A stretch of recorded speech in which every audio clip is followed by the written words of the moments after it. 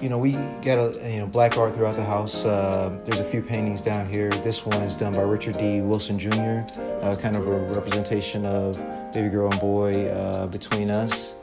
He also did this one, Where's the Birdie? Kind of that love for golf. Black folks on the golf course. Yeah, we love it. Yes, Tiger Woods. Pull you in. Yep, that's kind of that global perspective, jump rope, making it happen. And this last one is kind of future stylist. So every girl does their dolls hair. I think more products go on baby dolls hair than anything else. But they hone in their craft as they go. Movie? So you got a movie theater in the house? Yeah, movie theater in the house. We've been extremely blessed. But the family can come down here, sit. We watch a ton of different movies. View a lot of things. We're a movie watching family for sure. Man, all we need is some Men in Black right here, some Scarface, hey, some Godfather. There you go.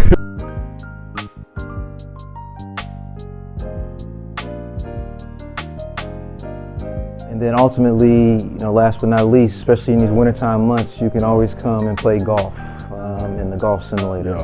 Nah, if y'all know anything about me, I love some golf. Yeah. Oh, I love some golf. This is where when you go from year to year, how your friends, trip on how you lowered your handicap. Get your practice in on your practice. Show them what you got. Show the people a little something. Straight down. Back up, let's see what it do. Oh, we got 300 yards? Nah, man, I held back on that. It's just putting it up there. See if I can't talk about it, not be about it. Yeah. Oh.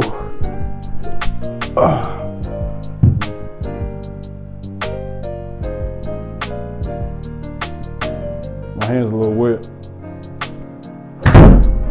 You go, man. What's going on, everybody? This is your boy Jonathan Johnson here with InBETWEEN, a platform that is set to empower individuals with the knowledge to make the right choice. I know you said it. Today is part 3 of the 3-part video series titled Choice Influencers. I have here Eric Black, a father, a husband, a profound man of God. Eric Black, how are you today? I'm doing great, Jonathan. That's good, man. Could you share with the people what it is you do for a living? Yeah, so I work for a company named Cargill. Okay. What I do is I lead their global marketing for their animal nutrition division. So we get an opportunity to sell feeds into everything from beef, poultry, dairy cattle, and also swine. You got the whole animal kingdom, man. Hey, that's the truth. They could have put you on Lion King. That's the truth. That's the truth. So you get a good opportunity to travel the world and meet a lot of people doing a lot of cool things and then actually try to make what they're doing better. So you said travel the world. Name some of the places you've been. So various parts of Europe, whether it's like the Netherlands, Italy, Poland, China. There's a lot of fun places. Mexico, Canada. Absolutely. It's engaging. Man, when you meet people where they're at, you really get to see it very authentic versus the way it looks on TV. 100%. Yeah. That's dope, man. That's dope, man. So you probably got a whole lot of sky miles. A whole lot of miles. Take a bunch of free flights, man. That I do. No but, man, so let's jump right into it. So could you share with the people who has inspired you to make better choices? I think the first people I think about are my parents. Coming up, your parents really instill things into you. My parents are no different. They really led me to thinking broader, thinking outside of things that may have been previously done in our family and thinking about how we can do things differently. They never put a ceiling or never made me feel as though the choices I made were going to limit me, but always thinking about how choices really strengthen and make the better part. Then I say next would be my wife. So getting married and having, a partner to help, guide and assist with the way you make choices. And you start making choices as an individual, then you start making choices as partners. And then the third one are children. So my kids have really fundamentally changed the way I make choices, because it's not just me and my wife, but you're thinking about how will these choices in fact impact the next generation. Wow. Because that next generation is here. I see them. You love on them, and then you're thinking about that. So I think in those factors, it's always been people who really assisted me in thinking broadly about how I make choices and what are the consequences and impact of those choices. That's amazing. You touched on something with your children about generational choices. Yes. Because what you just said, that's really profound, because the choice that you make in teaching your kids today, instilling certain characteristics, habits, can really set them up for the future. Yeah, there's what I would call these direct choices and indirect choices. So direct choices about where do we live, what school do they go to, what does my career look like, how much can I really travel if I have kids at home, how much, what impact does that have on my ability to make money through a certain career? It affects those choices. What regions will I ever travel to? Because there may be certain places that you may not want to go because you think about safety or otherwise. Then there are those what I would call indirect choices, like things that you may not have been concerned about in the past, whether I think about environmental or safety, those types of things that may have been tangential. When people talk about global warming or recycling because of the impacts it will have on the generations of the future, when you're not living with that generation, it sometimes seems like, but then when you have children, you understand you want a planet, and you want the planet to be in good health for them. So it impacts both those direct choices that you make and maybe those tangential indirect choices you make. Wow. So you said your wife as well. So what advice would you give any seasoned couple, unseasoned couple, freshly married? I'm freshly married myself. So what advice would you give couples, husbands in particular, in order for them to make appropriate choices within their own marriage? Yeah, so when I think about being a husband, you think about being the head of the household. And sometimes, you can construct that as I'm the head of the household, I make all the choices. That's good.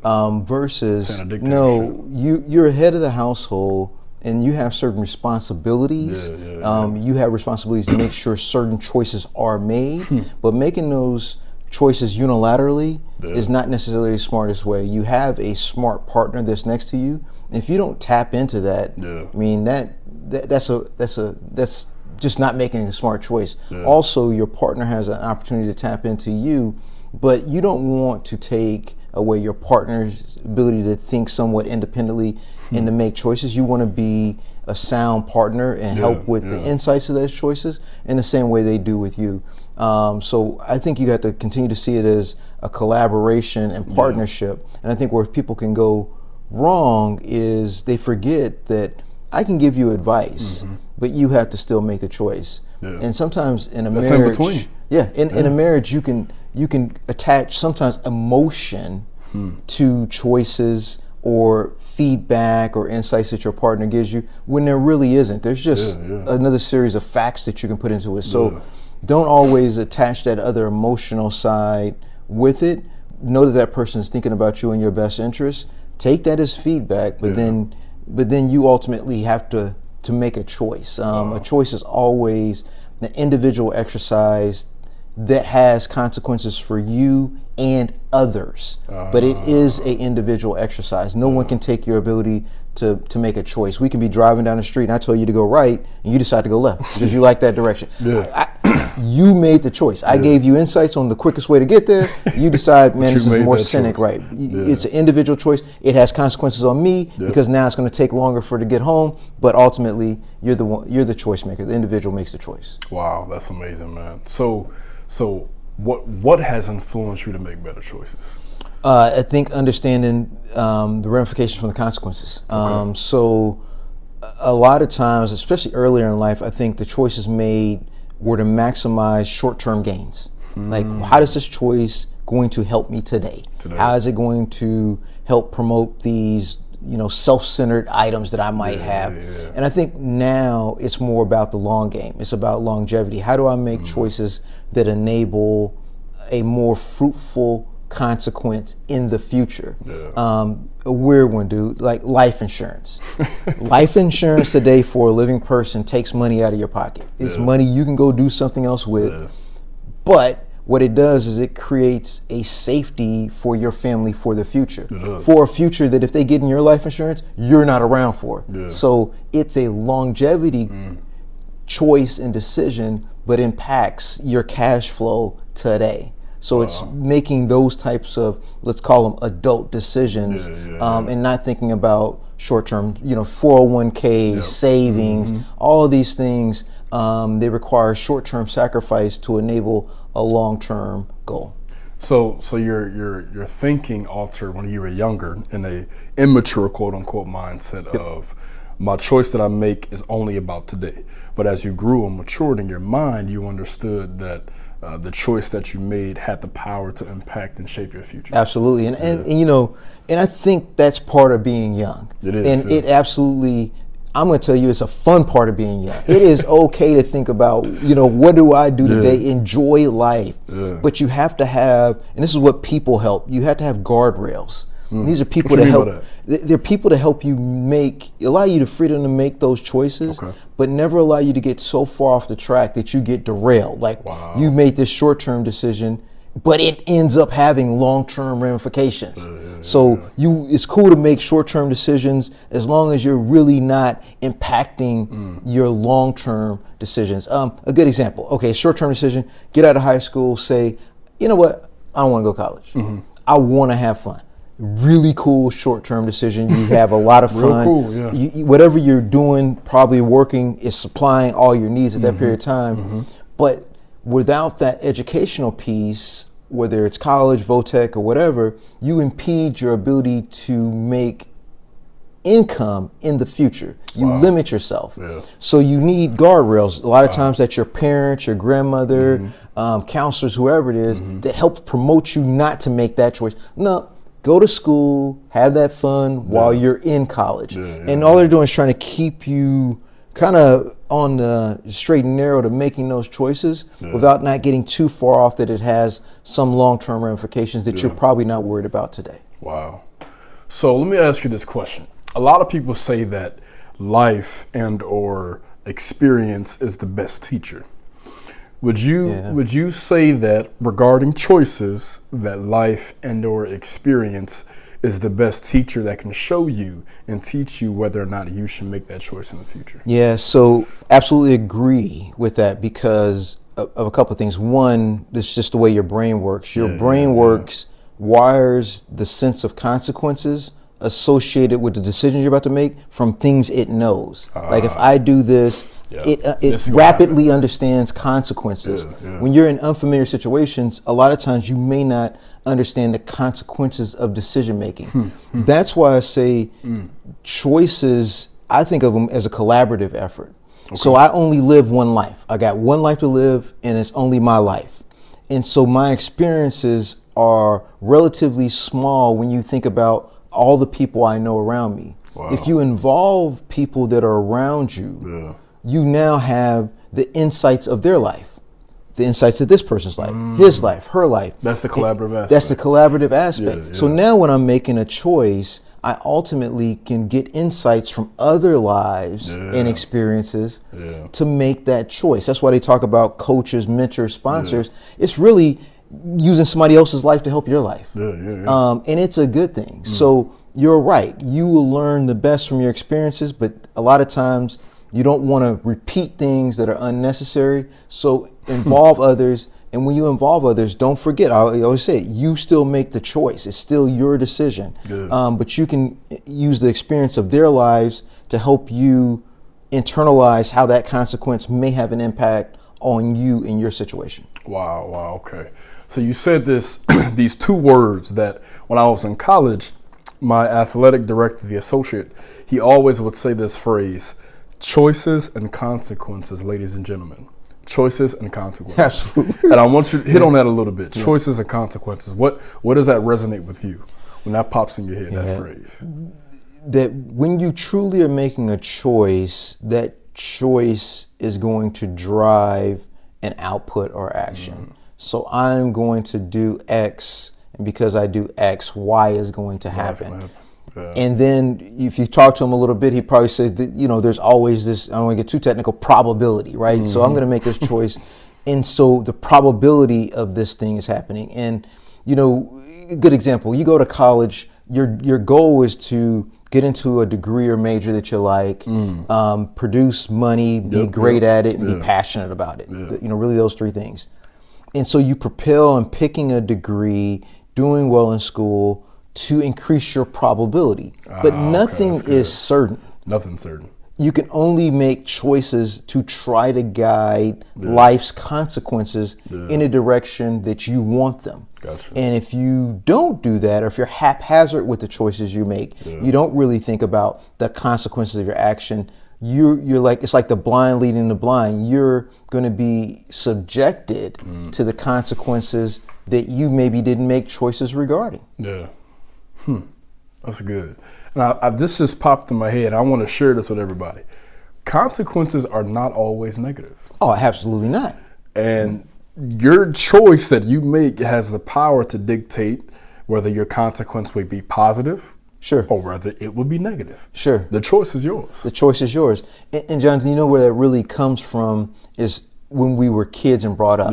Most of the time people mention consequences. Negative tone. Because they're like, you're going to do that and you're going to have to deal with this. 100%. We don't do as good of a job as reinforcing the positive attributes. I try to spend time with my children, and when they do something positive, I try to say, you did this is how it made me feel. Or did you see how, that made such and such act? Or you see now that you have, you've accomplished this, what it means for you, whether it's practicing for basketball or otherwise, and seeing themselves get better. You may not always want to do dribbling drills. You may not always want to practice shooting free throws, but doing those things leads to you being able to do this during the game. And you liked your performance during the game. You liked your contribution. So consequences are really just the result of choices. Be them positive, be them negative. What you're trying to do is steer them in a direction that you want. That's wow. Profound, man. So you said you're the global marketing director of Cargill. So in your years interviewing people, there's a question in the interview that people always say, who are you? How would you best describe yourself? Tell me a little bit about you. And people say that's the 90-second elevator speech. How would you best help and advise people with some knowledge that they can make better choices in displaying and sharing to the interviewer who they are? Because I think that's a tough question. Yeah, it is. So in that situation, the first thing a person has to realize is they're there because they a lot of times have the skills and capabilities to be there. A lot of times people will review your resume or through your network and understand you probably largely have the skills to do this job. Let's say 80%. And so when you first off, you deserve to be in the chair. So when you ask that question, you deserve to be there in the chair. A lot of times what people are trying to figure out is, do you fit the role? Do you fit the team? Do you fit the organization? That's good. It's these intangible things that they're trying to figure out. So it's not that you don't deserve it. It's that you may not. That's the groundwork. That's the groundwork. And if you come in there with the wrong mentality, you're going to always approach this question wrong. And wrong is relatively speaking, but when I say that, I'll say it's a missed opportunity. So if you use that question when it's asked to tell the interviewer things that they would know from your resume, from the way you look, from the things that you may have in your LinkedIn profile. If it's all public knowledge in the answer of who are you, you really didn't maximize that opportunity. That's good. You just regurgitated things that person could know, may know, and already know. So when you say public knowledge, are you referencing like, okay, my name is Jonathan Johnson. I went to this school. It's already vivid. People see it. Yes. Okay. I am a son. I am a husband. Okay. I've worked here. I've lived here. It's all things someone can find out. 100%. Okay. What you're trying to do is really weave in things about you that are not public knowledge, that really connect you personally to that interviewer. It may be, I am a Christian who's always working toward walking the right path. I don't always do it every day, but I always try to. I approach every day in that direction. You know, you get into the essence of what drives you. You know, I am keenly motivated by helping others succeed. I get very little satisfaction in my own personal success. Wow. You know, that is very personal sharing, and people consider that a risk. And so the reason why I said, if you don't think you deserve to be there, you're never going to go that approach. You're always going to miss that opportunity, because you're going to play from a very defensive measure. I don't want to lose this job. But what you're doing is you're not trying to earn the job. And what that person wants to do is know. They want to figure out, like, oh, that's who you are. Because people want to work with people who they like and enjoy. And if they don't know you, then it's tough for them to put their trust into what you can actually contribute. So first, know that you have a reason to be there in that chair, having that conversation, and then approach the conversation when they ask you that question. Tell them attributes that are not public knowledge, that give context to what is public knowledge in the choices that you're making. Wow. So you want people to basically approach it from the standpoint of giving attributes that make you who you are. Yes. That make you uniquely Eric Black. Yes. That make you uniquely Jonathan Johnson. Absolutely. Gotcha. So I'm a person that learns by example. Okay. So let's do a role play for the people. All right. Okay. So Eric Black, I reviewed your resume, man, and it's very profound. And I have a question, man. Who are you? Tell me a little bit about yourself. Yeah. So I am a son of a father who was a sharecropper. And my father had much of nothing growing up. And one of the things that he did is he always instilled family first and work ethic. And so I got all of my tough work ethic from my father. That contributed to me making the choices around school, around work, around the jobs that I did. I am very much filled with the joy of leading teams and seeing other people be successful in what they want to do by maximizing their strengths and minimizing their weaknesses. I think there's very little fruit in trying to make a person good at something that they're not great at. I myself, although I like recognition in the form of showing that I'm doing a good job, don't get energy from doing that. I get energy from seeing the team be successful, and that energy drives me to want to work harder for the team. I believe as a leader and a manager, it is not a pyramid where I work down from top-down decision making. I look at it that the team is closest to the jobs that we're trying to do, and I actually work for them, and I show up that day every day. Y'all heard that? So if you was in an interview and somebody did that, the person who is jotting down or scribing wouldn't even be able to. Their mind, their hand would stop, and their ears would be forced to listen. It gives it glue. It gives it glue. They would be Why stuck. Am I here? Why did this make sense? Why am I wanting this job? Why do I want to lead the team versus being an individual contributor? It hopefully resonates with them, and they know something else about me that they didn't know, right? Wow. And some attributes of that question is always, people think like, well, I shouldn't share something personal because those things can't be shared in an interview. And you can take that approach. Yeah, you can. That's safe. That's the safe way. But figuring out a way to put in nuggets that drive your family values, that drive your values, that let them see how they connect with their entity is better. Because if you say those things and you're not a fit for that job or culture, it's not a job you want anyway. Yeah, because if you be safe, then you get the job. And when you're on the job, you realize I can't be myself. I can't express myself. You have the opportunity to share who you were in the interview. Absolutely. So I call that a bait and switch. A bait and switch. That's right. Man. You sold one thing when you're truly another thing. Yeah. Wow. You sold one thing when you're truly something else. That's right. That's a generational issue today. That is a problem today, man. You see so many people selling themselves as something that they're not. They're not. Instead of just being uniquely and truly who you are. Yep. So for people that are in corporate America or any type of corporate jobs, to get to where you are in your stature, your position, how would you best advise people for choices that they can make in their job so that they are not stagnant and they have a quick velocity approach to a higher position? That is probably the choice that everyone is itching to make, right? And it is about, how do I accelerate my career to really drive forward? And Jonathan, I think that comes through making choices that really enable three things in your career. Okay. I think you have to choose a job, company, and roles that you're passionate about, that you can be great at. Now you're talking.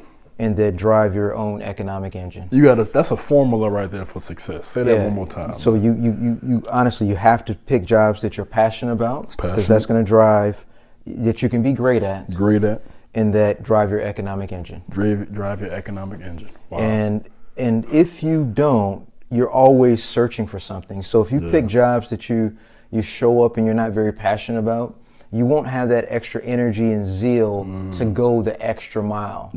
If you pick a job that you don't think you can be great at, that means a job that you don't have the competency to learn or demonstrate the skills at a level higher than average. So it's going to be difficult for your results to stand out from a very purposeful and driven way. Wow. And then if it doesn't drive your personal economic engine, you'll find yourself, you're really confined in looking for money in places. So you have to find a job that supplies you the income and or the capabilities, whether, there could be perks to go along with a certain job that allow you to live in a certain area or do certain things, but it has to drive what you've developed as your own personal economic engine. Gotcha. And I think a person can exist with all three, highly engaged, you're probably seeing extremely great results. If you have two of the three, I think you can do really well. So there might be times in your life where you got a job you love, you're very passionate about it, you don't get the money you quite want, but you're extremely excited, or you're paid really well, you're really great at it, but the passion's going away, or you're great at your job, they pay you, you're great at your job, you're extremely passionate about it, but you're still trying to figure out your greatness, right? You thought it was a great fit, but you're digging into it, and there's just attributes of it that you're not very good at. So as long as a person is steering their career and the choices they make by those things, I think it is that they'll see great things. And a lot of times those critical choices are not early on in your career. Meaning, when you're 25 and you're making a job choice, the first thing is you got 40 more years to work. People don't think like that. No. So if you go take a job and you work there for 5 years and you're like, this was not the best thing for me. You still have 35 more years literally to work to get what you want to do. So, have fun early on in your career. Do things that really excite you, that they really propel you. But then, as the longer you go in your career, aligning those three circles will make you feel comfortable of the consequences of the choices you make. Wow. And I think those three circles in your employment would really eternally complete you. They do. Once again, they make you feel okay about the choice you made. You're in a job you love, you're really good at it, and it pays you well. It's almost what else, right? So, and then if you're feeling a certain way, like maybe I should do something different, I would argue if it's professionally, you can probably relate it to a gap in one of those three areas. They really help define, you're like, oh, you know what?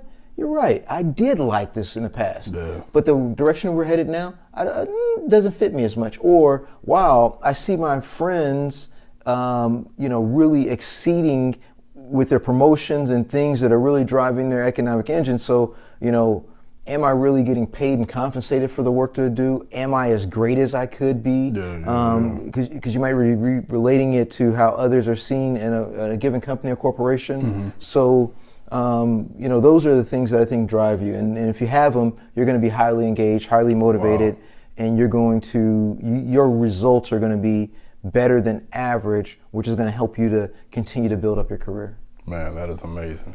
Y'all see the jewels and the nuggets this man has dropped already? Man. This is great. So as we get on out of here, In Between, it's a platform to empower people with knowledge to make the right choice. So in a quick synopsis, what is it you want to tell the people regarding anything with knowledge so that they can make the right choice? What I would say is involve others. Okay. You learn from experiences and don't just use your own life experiences. Understand the consequences, short-term and long-term, to the choices you make, and it may shift one way or another when you have to do that. Understand, how these choices fit into the grand scheme of life. Never be too cautious about choices that don't have, deep consequences. Don't overthink those types of choices. Yeah. Save your mental capacity for where it really needs to be stretched and get through the quick decisions best you can. That's good. And then ultimately, understand that a lot of times choices can be isolated to the circumstances for which you're in that day, and they don't mean they have to impact the choices you make in the future. So just because you may have made a poor choice in the past, that does not mean that every other choice you make after that will be a bad choice. You get a chance to reset. Yes, sir. Yes, sir. Make a different set of choices going forward, and they can have as impactful consequences in your forward direction. So don't let the past dictate your future. Don't let it. The past, there's a reason why the future, the letters, the word future is bigger, longer, and greater than the word past for a reason. Absolutely. That's good, man. Man, I feel like preaching already. We're going to stop, though. Hey, man, if you guys have enjoyed this video, I want you guys to do me a few things. I want you guys to like this video, subscribe to the channel, and always comment your thoughts down below. Eric Blackman, I appreciate you coming out. Thank you so much, man. It's my pleasure. Yes. Eric Black, Choice Influencers Part 3.